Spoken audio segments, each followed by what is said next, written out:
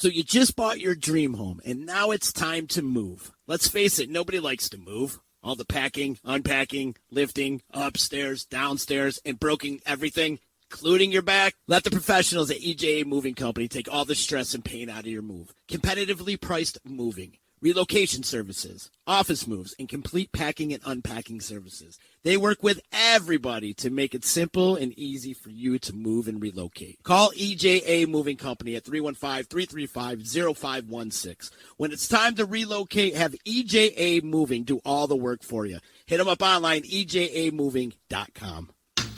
Want to know what's going on at the D? Hit up DisruptionNetwork.net and check out our events calendar brought to you by the Events Co. Find out about upcoming guests, special events, concerts, show schedules, community activities, and more. Get connected at DisruptionNetwork.net.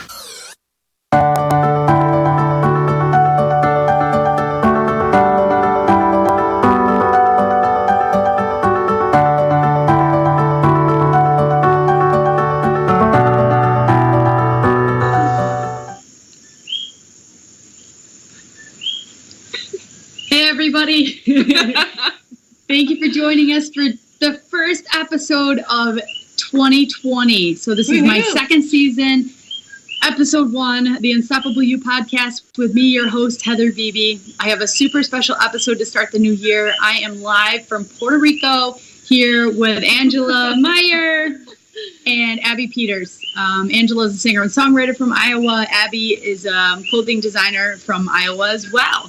And before we even get started, I'm going to tell you how I met this freak show.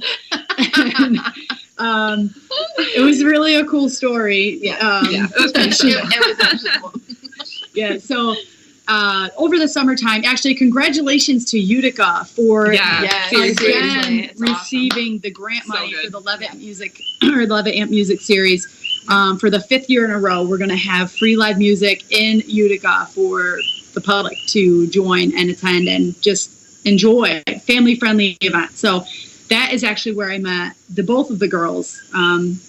Had driven across the country to come for Angela to play.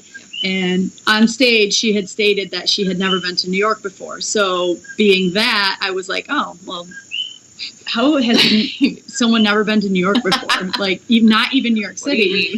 Yeah, right. So I went up to her, like after she was done playing, and offered to take her up to Bald Mountain. And if you're from the Utica area, you know where Bald Mountain is. But if you're not from the New York area, it's like, what? The mountains? Yeah, and you need to go. Like some random stranger wants to take me into the mountains. Yeah. So I didn't even know New York had mountains, to be honest. Yeah. Like, do you want to go? I'm like, Yeah, I do. We're like sitting at the hotel later, and she's scrolling through. She's like, "Hey, did you see me talking to that one woman? You would have to be more specific. I don't know. She just like came up to me after the show. Anyway, she asked if we wanted to go hiking tomorrow. She swore she's not a murderer. I'm looking at her page now. She's made a lot of posts. She seems normal. What do you think?" Like, okay. I was like, you know what? A comforting description. Let's do it. Yes. Let's go. Yes. So here we are. No, but in all reality, I just thought it would be a really cool thing to do. Like, it's something I really enjoy, is to show people like really cool places. And, you know, Bald Mountain is a super simple hike. It's something, you know, I don't know their abilities or anything. So it's like, this is keeping it simple. I don't want anyone to die.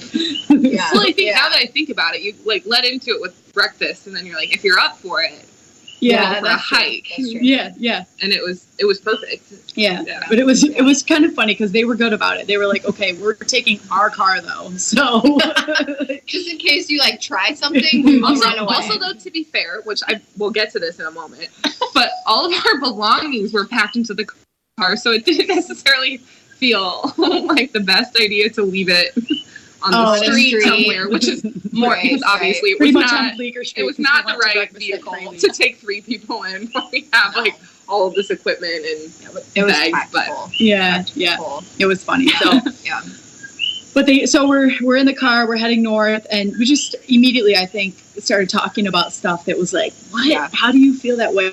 Like about this? Like that's how I feel, or just even the freedom of the way that you think, I think is cool too. So there were so many things that we related on, and we get to the top of Bald Mountain and we kind of hung out there for like like the longest I've ever hung out up there before. Yeah. Even before that, passing that guy on the way with one leg. Oh yeah, the amputee. Incredible. Yeah, there's so many things. Yeah, his name was Jay. Actually, I need to reach out to them because we communicated after the fact a little bit, but it's been very hectic. So if you guys are watching, I have gotten your messages and I will do it. Yeah. So that was really inspiring. And then we saw him again at the top. Yeah. So after got a picture with him. Like he said, he was so concentrated on the way up, he didn't even notice us. And then once we were up at the top, we're like, "Who saw you earlier?" And he's like, "I was just concentrated, man." We're like, "Yeah, he was such a cool guy." Yeah, for sure. And I guess that had just like recently, like he completed his therapy and like really. I think he said that was like his first physical activity, or like that was his big goal post amputation, was to make it to the top. Yeah, it's so awesome. Cool. It's awesome. Yeah. Well, that was like part of the story, and then on the way back, it was just so much fun. So I was like so. You know, my boyfriend's playing at this dive bar later. Do you want to go? And they're like, yeah. And I'm like, okay, you guys can like go back to your hotel. That's where we ask 0 questions. Yeah, we're just like, yes, let's go. The dive bar. So we're like, was I going to say? Oh, so now I'm like, yeah. So go back to your hotel room, take a shower, and like I'll go back to my house and rest up, and then we'll meet up later. And like, yeah, perfect. And then I'm sitting there like amongst all their stuff in the car, and I'm like, wait a minute. Do you even have a hotel room anymore? Or did you guys check out? And like, yeah, we checked out. We're just going to figure out the other one when we get back. And I'm like, oh, you can just come to my house. So literally call Sean. I'm like, you're going to have to just maybe do a quick like wipe down upstairs. Like maybe, see if there's anything do like a laying walk around. I'm bringing home some humans that I just found. Some strays. I got some strays. Yeah, literally. So, and he's like, all right, I'm drawing the line. Like, there's always some kind of homeless animal you're bringing. Like, this is, where do we draw the line? So it's like, okay, which fine. is fair. Completely fair. It's like, oh, Sean, she plays the guitar, it's fine. Sean, we're here and we understand. Yeah, I know. We're really getting to know Heather now, and she's nuts. So we were trying to find a way out. Right. We couldn't. Yeah. What? Here we are. She didn't murder us, but she did kidnap us. Literally. So, but nonetheless, it was just an awesome time. And it turned out to be something that was on my mind after that. That, I knew that Angela taught yoga as well. Yeah. So we'll talk about that later. Yeah. And I needed a yoga instructor, and I wasn't sure, what to do. And this is, hosting retreats is not an easy task. And anyone who's ever done it before or even considers doing it will see that it's the most difficult thing I've done as far as bringing people together that don't even know you or maybe know you, but they still have to spend that much money to be somewhere for a week. And it's a commitment. It really is. Yeah. So creating the right team, or, what I want to call every time I create a team to do anything, is like a well-oiled machine. So you got to pick people that you're going to be able to get along with for the week, but also that have strengths that kind of combine with your weaknesses. So you can really make it happen. So I felt that, like that we could kind of relate in the open-mindedness, also just powerful women who have done amazing things like globally, like hearing your stories and, but, and just ballsy, like just jumping out and doing different things like that are not easy. So that's what I want as a foundation, so it was just like a no-brainer for me to call you one day and be like, yo, I know we idea. Just met. And honestly, for us, it was the same thing. Like, you called, and both of us were like, "Yeah, let's do it." Well, and I love that even from the first second that we met, there was never small talk, ever. Mm-hmm. Like, even the, where are you from, was not just a simple answer. It was always like a deep, meaningful conversation. Yeah. Well, we couldn't have gone that deep about Iowa because I don't know anything about it. No, I'm just kidding. Like, how much you love do that with a lot of people. Go Hawks. I don't even know what that means. So to clarify too, Iowa does not have any professional sports teams. So like we take college sports very seriously. There's like a huge rivalry between University of Iowa and Iowa State, like the Hawks and the Cyclones. But to be fair, Iowa is the Hawkeye state. So if any of you are out there, So we're clear. And are wondering which one to go and we're gonna close that. Heather, continue. Yeah. So I just asked you. I was like, do you want to do this? And like, I don't even know what we'll get you to do, but like, we'll just do something. Yeah. And you were like, yeah. I'm like, okay. So I'm just like really glad to have you here. So we're glad to be here. Yeah. Yeah. We're getting a poor connection. So if any of this is choppy, I'm sorry. Tough. We're down here. We're in the middle of nowhere. So we're in the middle of an ocean. We just got the okay from the studio. Oh, perfect. Yeah. So anyhow, let's talk about what you guys actually do. So besides, I guess like for here on the retreat, like you've been doing some yoga. Yeah. And Abby's been just sharing some art, like taking pictures and doing support, like whatever we even need. Drawing. Yeah. Yeah. So, but if you want to share a little bit about the studio, like just to give some plugs. Yeah. So I teach it backwards yoga in Eldridge, Iowa, and I teach hot yoga. So it's either 90 or 105 degrees most days. I love it. Yeah. It's a lot. And high humidity, usually 40% at least humidity. And it's really fun. I love it. I teach all levels, but I also teach like an assisted living home. So chair yoga, so everybody's safe and seated. That's actually how I found out you were a yoga instructor, because you shared that, like some story on stage. Yeah, I have some students there that are just really, really powerful examples of how yoga changes people's lives. Like people that have gotten off pain medication and stuff like that for, because they go to yoga and their bodies feel better. Yeah. So, yeah. I'm really passionate about that. Yeah, nice. Yeah. I mean, I honestly, I could take the yoga certification and do this myself, but like, I'm not a huge fan of stopping. So one of the things that yoga does for me, which I don't do it that often, is like it stops me. The energy in my head is like, and it's really hard. Sometimes I have to like bring myself back to breathing, bring myself back to the moment, staying present, because I suck at that in general.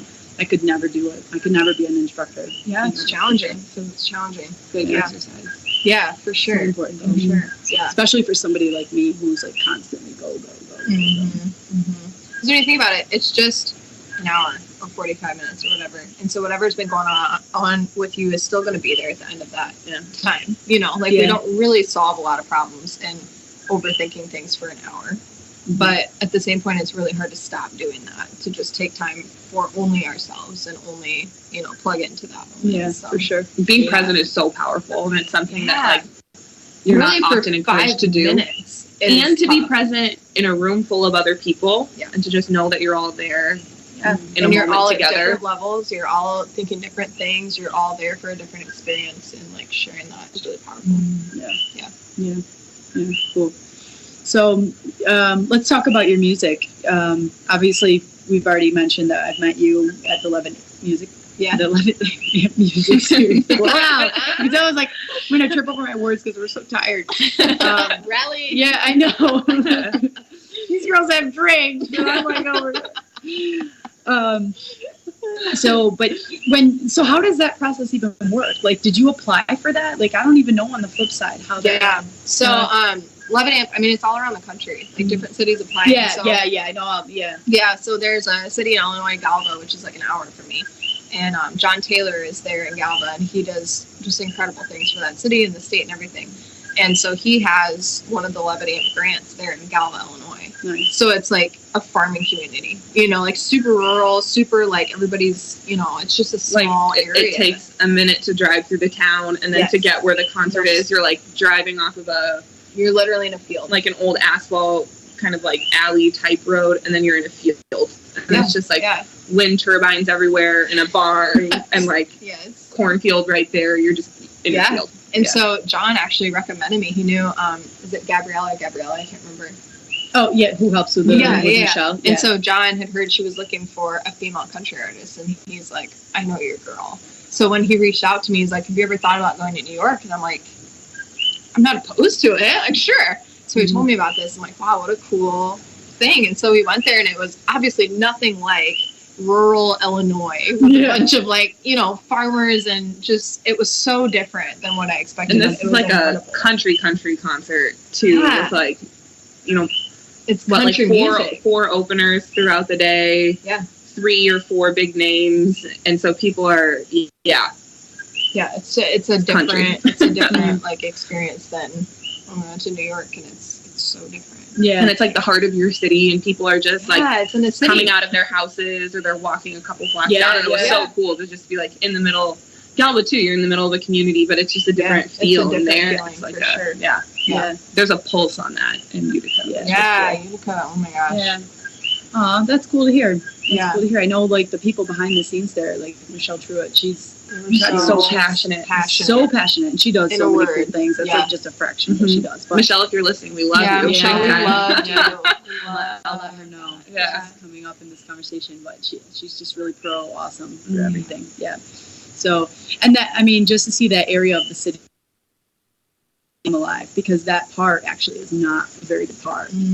So to bring something so positive to that section is just really cool to see, and to see everybody show up, and every kind of culture, every kind of color, all the kids like playing together. It's just super special for us. Our city is very diverse, and to see people come together and enjoy is like really nice, because we don't have a lot of that, and we're missing an opportunity to really do things together, so this is something that's like really cool for that. So, and I mean, correct me if I'm wrong, but you were kind of like nervous about playing to that. For sure. That's so different than the Midwest. Like we, especially very rural places, like we don't have that diversity. And then so you go into, like the middle of the city and just play for people that maybe I'm the first introduction they've ever had to country music.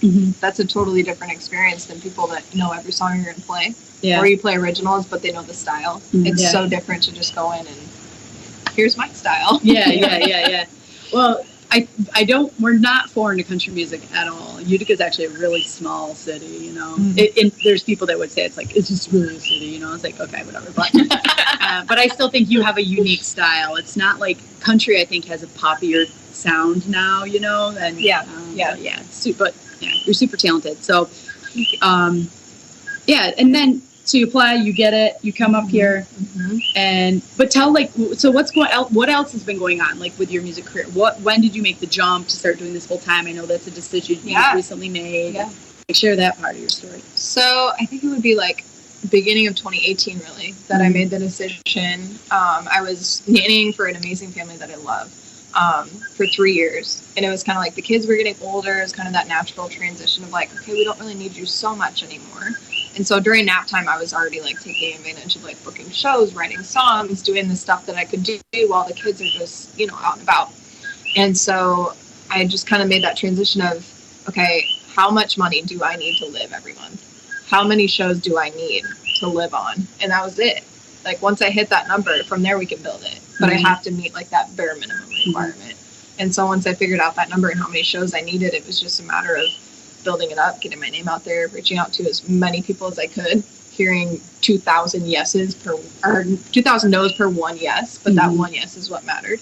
Yeah, and just going from there. Yeah, it's good that you mentioned that, because it's so important. I think anybody who's trying to sell anything, even though your sell is your talent, you have got to not take the no personal. Right, especially when it's you. Literally, you're being hey, this is my art, my soul, and do you like it? You want to pay for it? And they're like, that's hard not to take personally. Yeah, but it's a really vulnerable moment. Yeah, but once you hear a yes, it's really gratifying too. So it goes both ways. But yeah.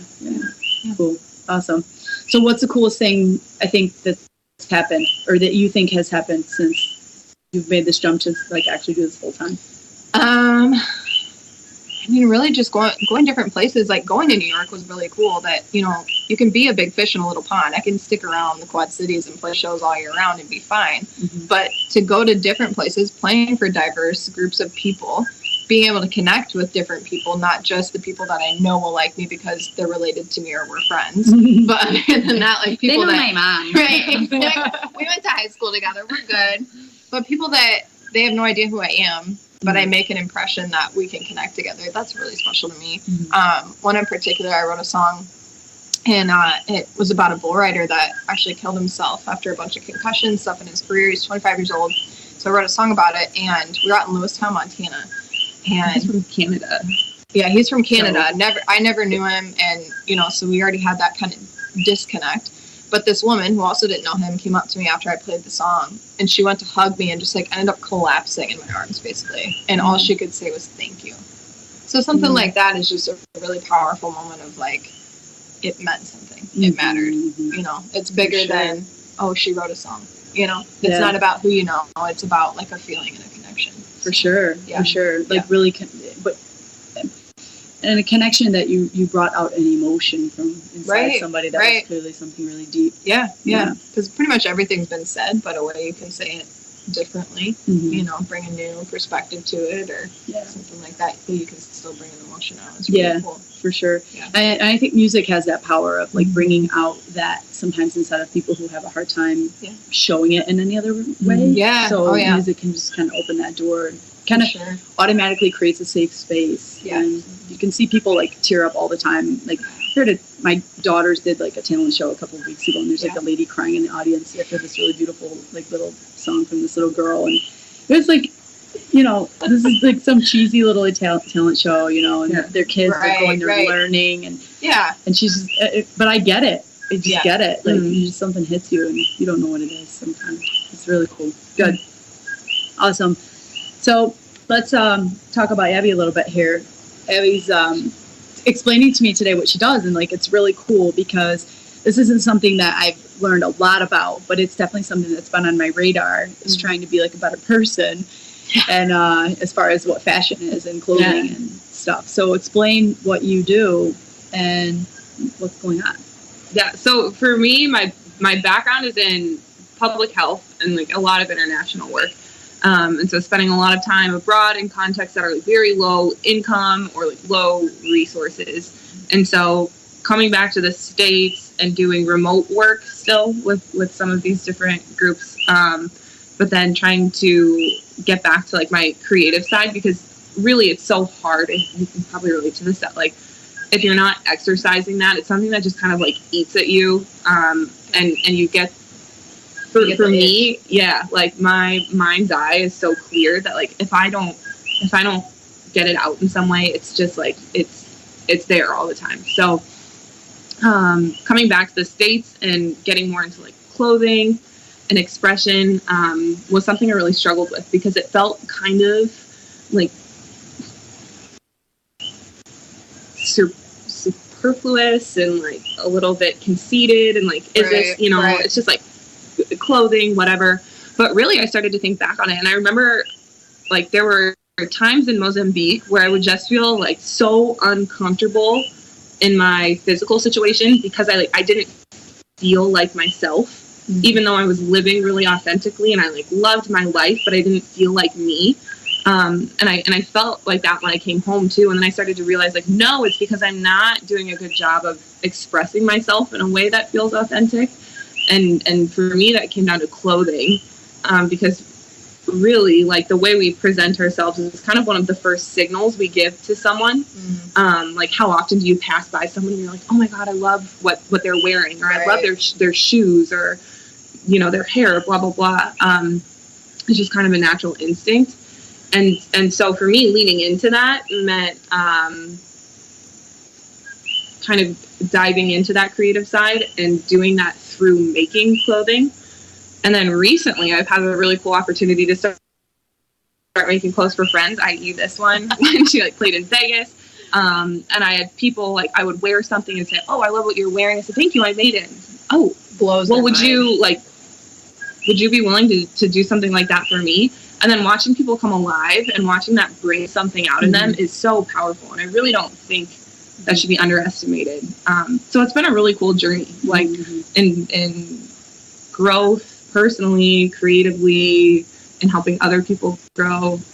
It's been pretty cool. Yeah, for sure. For sure. I think, you know, an easy example of how clothing can just make something much more powerful is like somebody like Lady Gaga, you know, when she first was getting into the industry, of like music, even though she was in for a long time, you know, but when she first started to like really hit the ground and make a stance, was like this bizarre, like outfits. Yeah. And people recognized, and she was like coming in hot, like dressed up as meat, like, literally. So I think it's like a good example of like how something really catches people's attention when it's different, when it's unique, but you feel empowered because it's what you're choosing. And like, how often do you have like friends or family members or someone who sees something and they're like, "Oh, I got this for you because it was just like so you." or they see something like on a rack somewhere and they're like, that's you. I'm like, wait, what do you mean? Like my personality or somehow part of my being like transfers into this other thing. And it's like, it's really cool. And then, yeah, like what we were talking about, that's our voice in a physical expression. And yeah, it's amazing. Yeah. And like Gaga gets the conversation started. Yeah. Nothing else. Like, oh, super weird dress, but like, by the way, she can really sing. And like, think about how political too, like the things that she's been able to say just through something. That technically doesn't say anything at all, but it communicates this message that just like sends a signal to everyone. Yeah, she's just an obvious example. There are many examples like of people in the industry, like you know, in the fame, in the highlights, in the whatever media, that just can use their name to show you know, clothing or to whatever, and it's just it's always a topic. It's always a topic. Every female magazine out there, there's like, oh, best who wore it better? All these like topics. Like, and that's the thing. Unfortunately, like we live in a world that is very image based, and so 9 times out of 10, whether we like it or not, that's going to be the first thing someone probably comments on. And especially when you're like in a spotlight like that. And so in that situation, you can be frustrated by it, or you can make a voice out of it. Yeah, and you can. Well, like the who wore it better, knowing what fits your body and amplifies your body and looks good and the color is good, and like there's so many things about it that for some reason even look better on your body than another body. Yeah, but more than that too, I think like there's something to be said for wearing something confidently. You know, like if you that'll come out through you, and if you put something on that feels authentic, like people see that and sense that about you, and it's so cool. I love when that happens. So it's one of the things you don't realize though, I think, when you're saying it like this, because we do judge, you know, this presentation, no different than when you write a song. Like it's very vulnerable of an artist to produce or create something. Does it suck?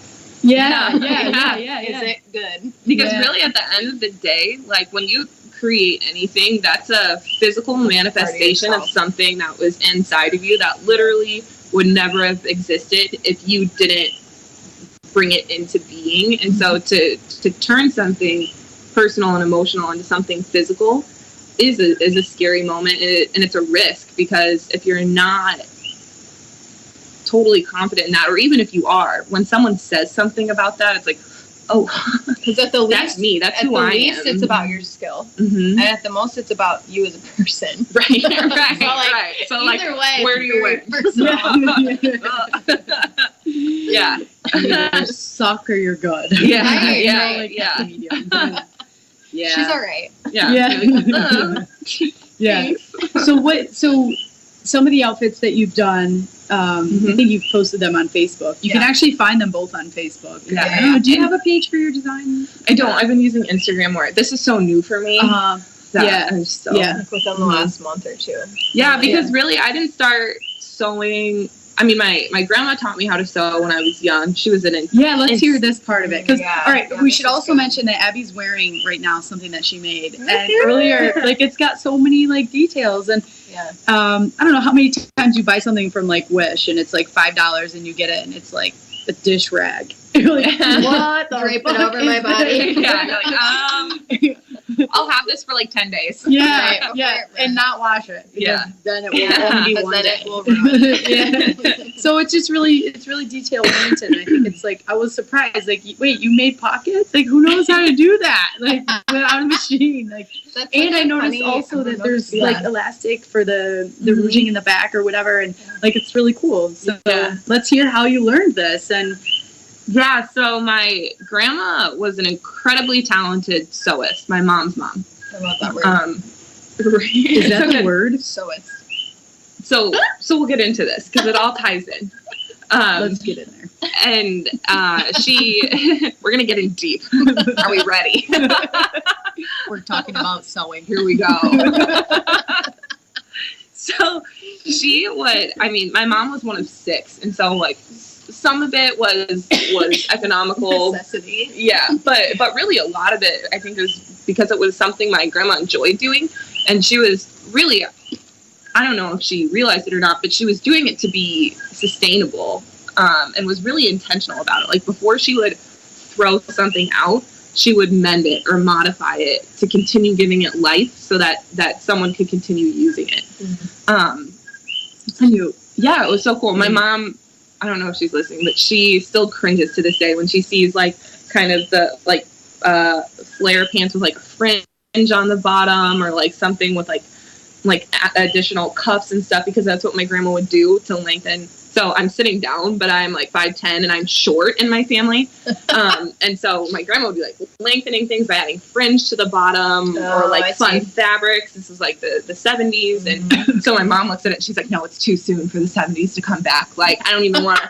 And, but really it was cool because she was being, you know, so intentional. And so I think my aunt really took off with that, and she studied design in college, and she bought me my first sewing machine, and it was like this old Singer that weighed like 30 pounds. You couldn't set it on the edge of a table because it would probably flip it over. It was like heavy duty, very temperamental. And so I learned the basics from her, but that was kind of it. And I was like in junior high, probably.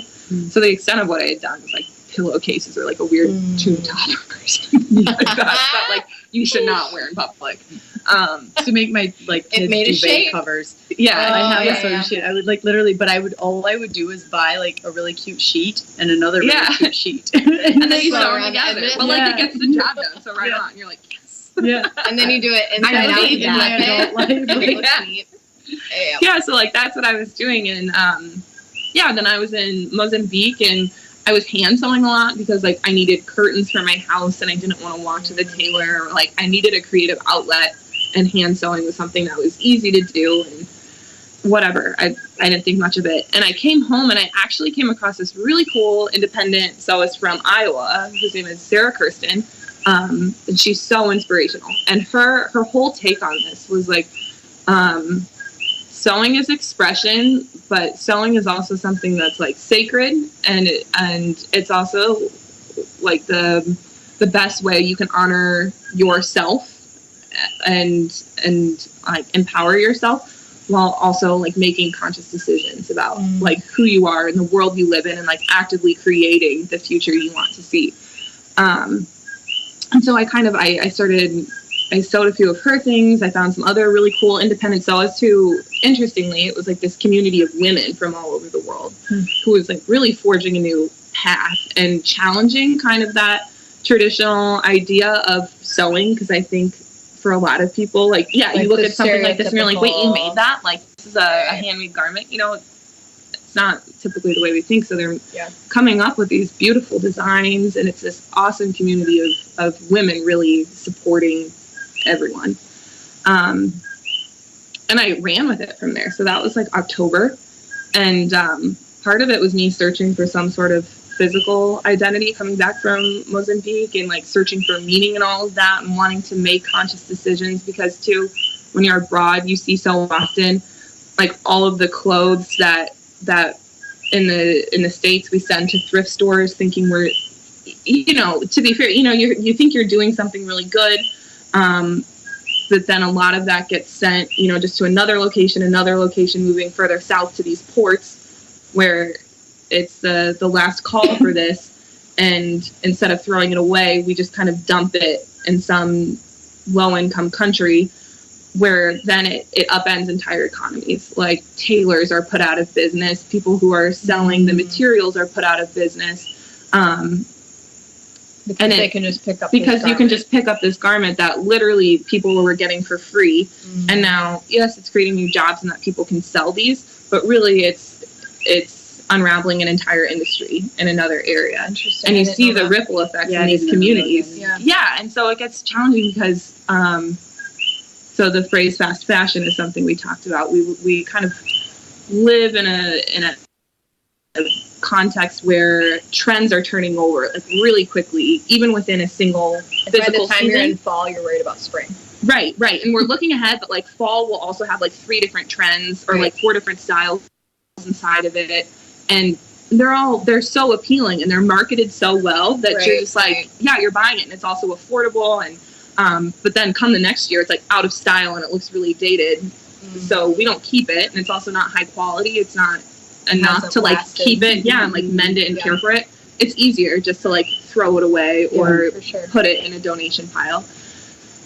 And then you see the negative impacts. It ends up in a landfill, or it ends up in these communities where it's shifting the entire dynamic economically and socially.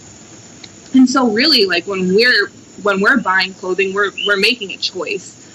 And it's not something we talk about. So of course, you know, that's not typically part of your average person's thought process.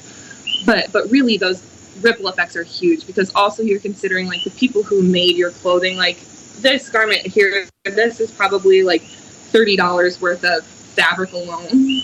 Well, I like thrifted the buttons, but you know, you buy thread and what have you, and I think I mentioned to you, this is like, you know, 3.5 hours worth of time. And if I were to charge if it was that, at H&M, you could put $14.99. Right, and the quality would be different and what have you, but like the general look of it would be the same. Right. But who's suffering along the way? Like, where are we sliding someone? Who's not getting paid what they should? Where are we hurting people along the way so that we like look cute for a couple of days? And I've done it before, so I'm not. This is not from a place of judgment. It's just like looking back on it now, I think like, oh my God, clothing is your voice, is your physical projection, but it's also a choice you make. That money talks, especially in the world we live in. That where you spend your money supports the systems that we live in. And so the more you know, the more power you have, and the more change you can affect every single day. Yeah, for sure. So you use the word fast fashion, and you do more, you know, obviously when you produce something, it's slow fashion. So explain the difference of that, because I thought that was like, you know, I learned that today, really. Yeah.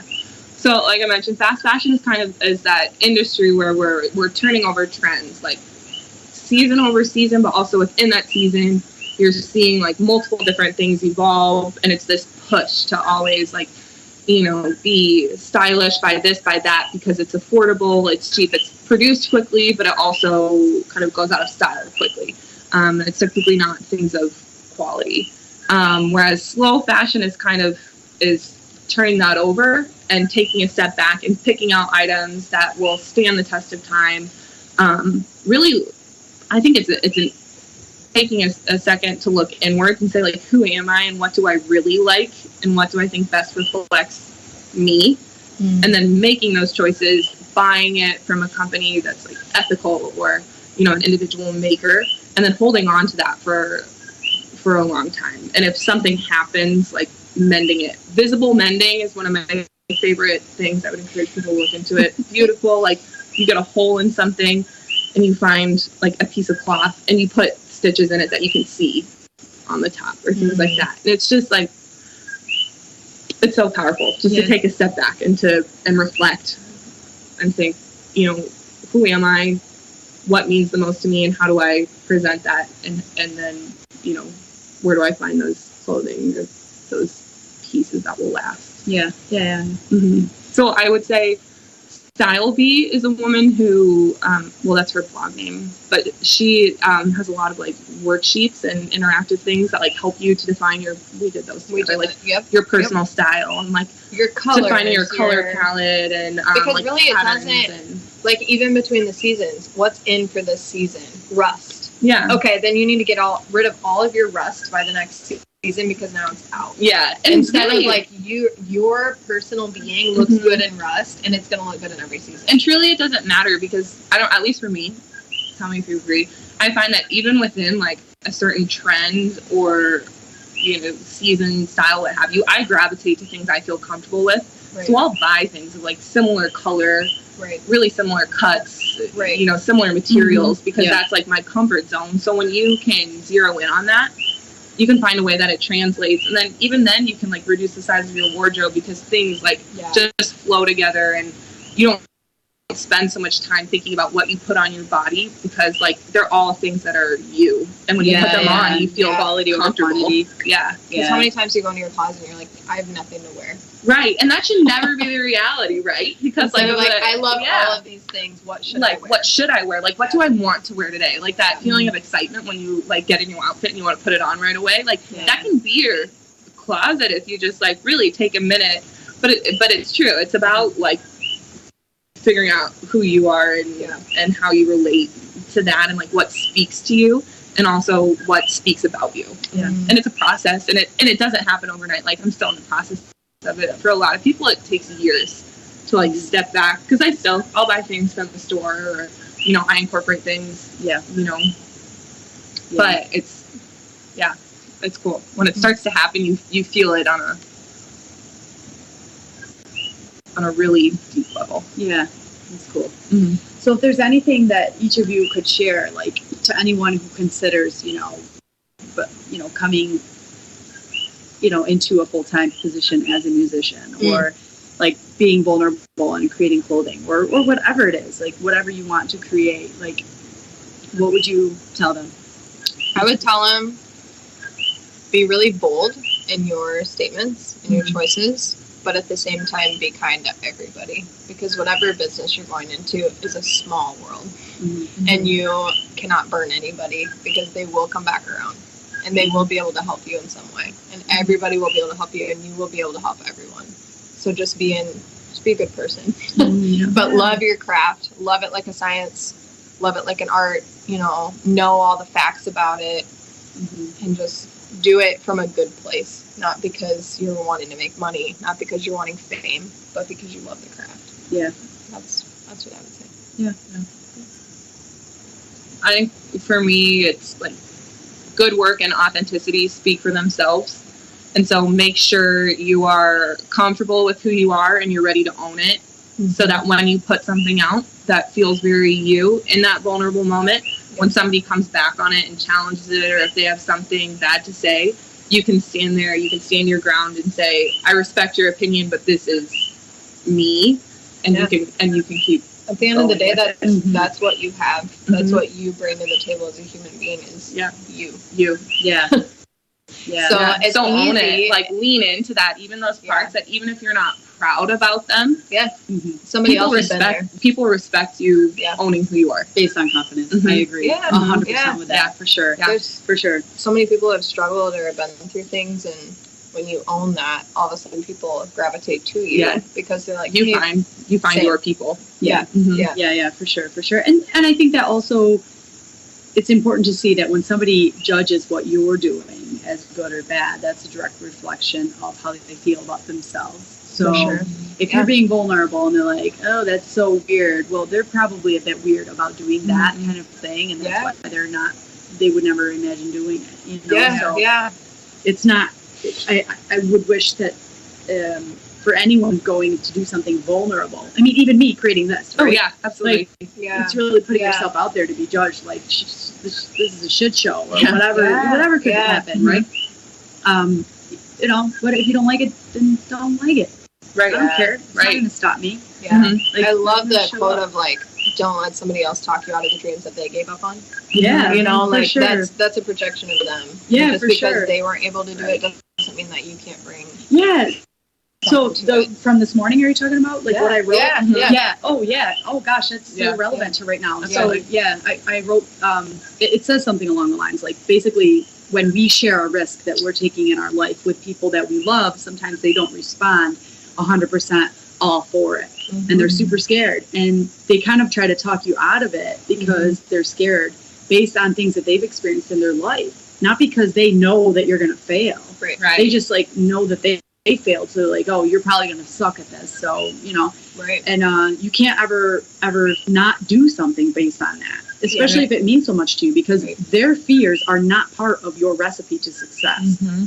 And their experiences are also not part of your experience. So I think it's important to just note that you can fail at anything.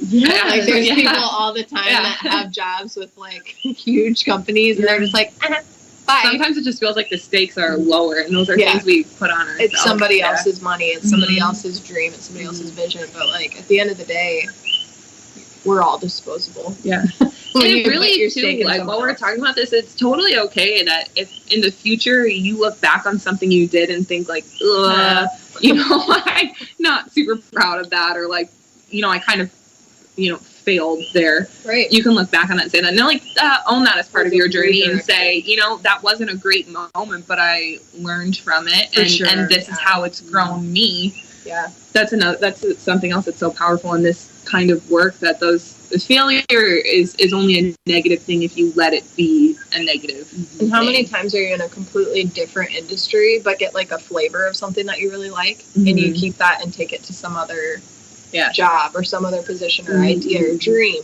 and then build on that, instead of just, it doesn't have to be one thing. You can take that and run with it. Just recognize what you like out of different things too. Yeah, for sure. Yeah, awesome. I wanted to see if we have any questions over here. I don't know, back in the studio. Okay. So we are watching the screen, seeing lots of people have joined us on my watch party. Hell yeah. Thanks, guys. There's so many names. Surprising. Awesome. Candace is one of my best friends from high school. Hey, Candace, I called what's her up? Candy. She was like she's gonna die if I say this, but she was like 5 feet tall, blonde hair, and her name was Candy. We used to have a lot of fun. Sounds like a sweet girl. Hey, Candy, we were talking about you the other day. You are the owner of the milk can. Oh. We were talking about how we used to sneak out. And yeah, that's really cool that you popped in. So we were talking about how we used to sneak out. We maybe did a little more than We popped in and popped off is what we did. That's so fun. So Pat afternoon. joining us. Pat is a nurse. She's also from upstate New York. We did some work in Brazil in the Amazon. She's just one of those badass women. This is a really cool trip down there. So I went as a translator. Yeah, awesome. We went into like some really rural areas. She still does that every year. I only did it once a couple of years ago. So, and Wendy Reifenberg, I see you. Hi, thanks for joining us. She's a doTERRA badass for sure. She does a lot with doTERRA. So. And then Cindy Hobaika, thanks for joining us. I am fine. She's an old neighbor of mine. She's sweet. So, a lot of people checked in. So thank you for that. It always is nice to have you. Feel free to send questions later on if you want to post them. I know if you want to share actually where your pages are, even if it's Instagram and it's new and this is doing, I think this is still fair to say you're talented and like you've got some cool stuff going on. So go ahead. So mine is Angela Meyers 23. You can find that on Facebook, Instagram. AngelaMeyers23.com is my website. Same as YouTube, vandalism, all that kind of stuff. Spotify, iTunes, Apple Music, Google Play. Vandalism. Like the Destruction Network stickers all over the stop signs down here in Rincon, Puerto Rico. I wasn't here for that. Like way up top. They're still there. They're still there. You know Sean went. Yeah. Boom. Took like a couple running steps. That's how you find your way to the bar. Just follow the Destruction Network signs. He's shaking his head at us. Come on, it's fun. And where can we find you, Abby? I don't have as much as she does. It's just Instagram, and it's Abby from Iowa, and it's spelled ABBY. Cool. So there you go. You can share the link too, also in the comments later, so people can check it out. But for anyone tuning in later, hearing the audio, it's Abby from Iowa on Instagram. So ABBY. Great. So I don't. You want to share a little song? Play us a little bit. I can. Yeah. Let me just grab my guitar out of the abyss. Yeah. Ooh, this is like before blues. We start, yeah, yeah. I don't know. You want to share what you think of Puerto Rico really before we do the song? What I think of Puerto Rico? Yeah. Go ahead. Abby, go first.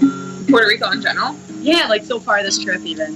It's pretty new still. I mean, we just got here. Yeah. We're only in day 2. And really, so we got in later afternoon to San Juan and then drove down here. So we drove mostly in the dark and didn't really see anything. And then woke up in the morning and it's just a stunning view from here.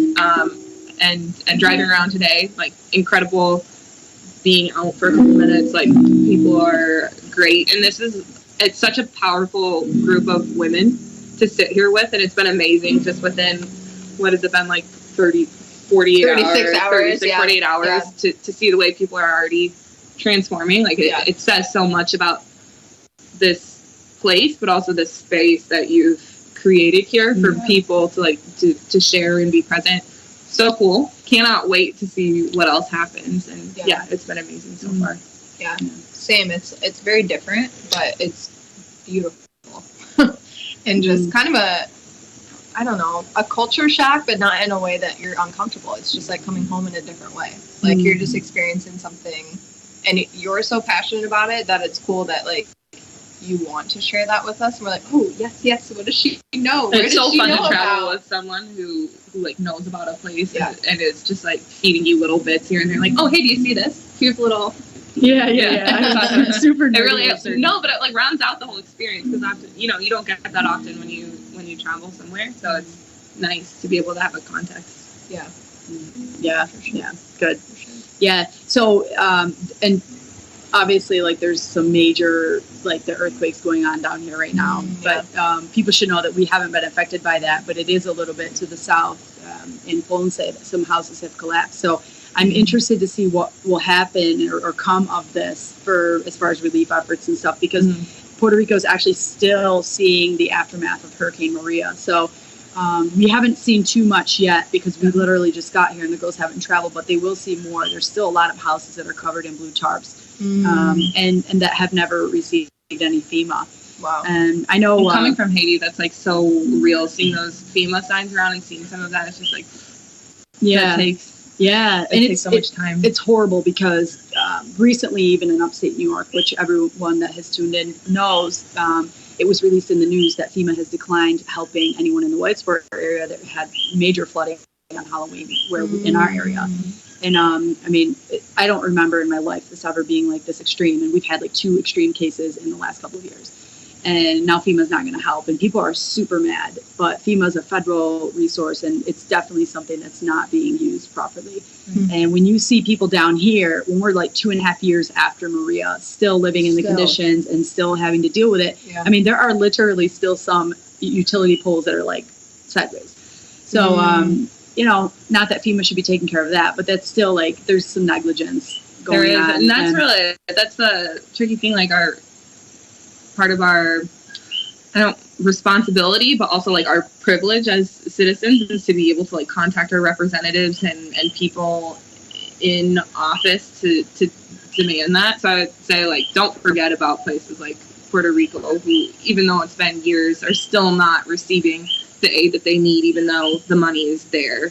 Because kind of the pressure is off, the eye has been turned, but it's still so You're real. Not seeing it. Yeah, for sure. Yeah, and now with this happening now, I feel like it's just another thing on top of what's been going on that they're just not prepared to deal with, and they need city attention and support and people to believe in them, that this is actually like these are fellow American citizens who serve in the U.S. military and have since 1917. So there's no reason that they don't have the support that they need from the U.S. government. So, but great. So before I close this out, if you want to like sing a little tune, let's do it. I would be so lucky to have you do that.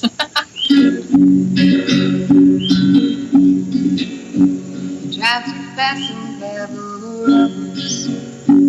See how glad you're back in the know it with no time can stray. Lord speaks to tap into his brains. You got a dirty mouth and a filthy mouth. God knows he loves you. You can leave me here looking at me like a gypsy dog. Smoke, you drink, you love, you leave, we'll pass it down the sun. If you go, I'll go. Promise me someday I'll time.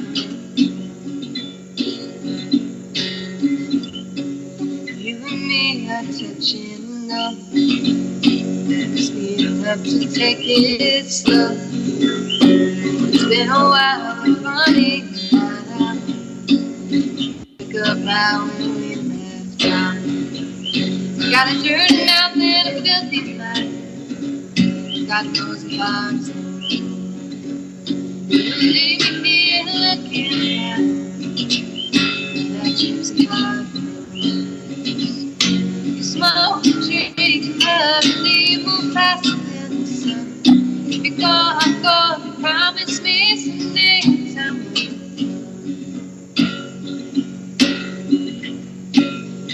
Love's the last thing on your mind.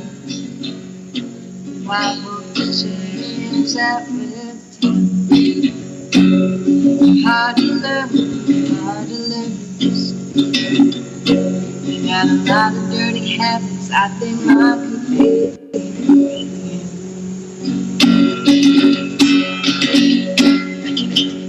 Smoke, drink, love, and leave me faster than the sun. Before I'm gone, promise me someday our time will come.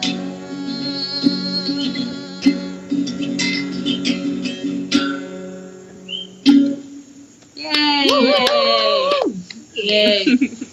So, I just want to end, that any creators out there, artists, musicians, whatever it is that you create, and it takes you to really get real with yourself, to show it, do it. Just do it. Take the chance on yourself. Yeah, that's all you got to do. There's a reason you feel it. Mm-hmm. You feel the need to create. Yeah. So do it. Yeah. I love it. So I hope this inspired you today. I have coming up the next episode 2 weeks from today. That will be January 20th. He's a local attorney in Utica. His name is Mike Oceans, and he wrote a book. I like this book in particular because we share similar viewpoints, but it's pretty controversial. But he wrote this book to his daughters, his teenage daughters, on basically life. And it's pretty raw and vulgar, and I like it because this is how I actually have spoken to my own children. And this is not you. It's realistically like, character. yeah, basically like, if you're gonna have sex, you better be careful because it's fun, but you can get pregnant. That's not a good idea. What? So yeah, I know. So or when you're 15, so right. Or whatever, when you go to college. So that was his intention, was to write this for them when he went to college. So it's I've never met him, and I heard about the book, and I can't wait to tune in. Yeah. So I have it here if you want to check it out. And it's an easy read, so I think you can get through it quick. So anyway, that will be January 20th, 9 p.m. Eastern Standard Time on the Disruption Network, right here where we have unstoppable people, unstoppable stories, unstoppable you. Thanks everyone for tuning in. Have an awesome night. Thank you. Bye guys.